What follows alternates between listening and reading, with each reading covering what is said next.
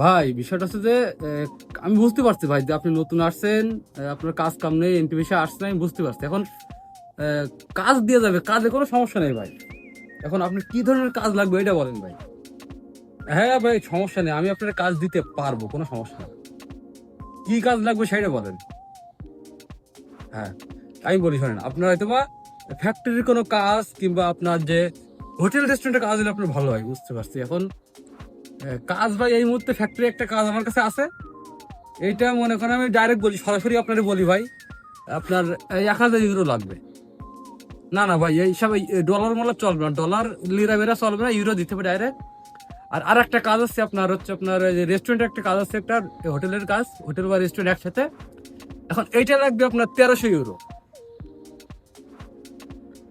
ভাই আমিও তো বুঝতে পারছি যে আপনি এনটি বিষয়ে আসছেন, আপনার সমস্যা। এখন তো ভাই কিছু করার নাই তো ভাই। না ভাই, এখন আপনি যদি রাজি থাকেন ভাই তাহলে কালকে আসেন, কোনো সমস্যা নেই। কালকে টাকাটা টাকা আগে দিতে হবে ভাই। টাকা না না না না না ভাই, টাকা আগে দেওয়া লাগবে ভাই। টাকা ছাড়া ভাই ওইভাবে হবে না ভাই, কেননা তাদেরও তো টাকা দিতে হবে নাকি, তারা টাকা ছাড়া তো তারা এই লোক নিবে না ওইভাবে। হ্যাঁ হ্যাঁ, আচ্ছা সমস্যা নেই, তাহলে আপনি কালকে আমার সাথে দেখা করেন, কোনো সমস্যা নেই। ভাই টাকাটা মনে করে নিয়েছেন, ঠিক আছে ভাই। কাজের কোনো সমস্যা নেই ভাই, আপনার সরকারি বেতন দিবে, থাকা খাওয়া দিবে ভাই, কোনো সমস্যা নেই, একদম গ্যারান্টি ভাই। আপনারে কাজ দিব, আপনার একদম গ্যারান্টি। আচ্ছা ঠিক আছে ভাই, সমস্যা নেই, তাহলে আপনি কালকে আসেন, কালকে টাকাটা সাথে করে নিয়েছেন মনে করে ভাই। আচ্ছা ওকে ওকে ভাই, ওকে ভাই, আল্লাহ হাফিজ ভাই। এইভাবে তুর্কি সাইপ্রাসের কিছু মাদার বোর্ড দালাল আছে ভাই, ঠিক এইভাবে এই নতুন যারা আসছে ভাই এদের কাছ থেকে টাকা নিচ্ছে, নিয়ে এদেরকে বলছে ভাই কালকে কাজ দেবো, পরশু কাজ দেবো, 1 সপ্তাহ পরে কাজ দেবো, আপনাদের সরকারি বেতন দেবে, এই দেবে তা দেবে।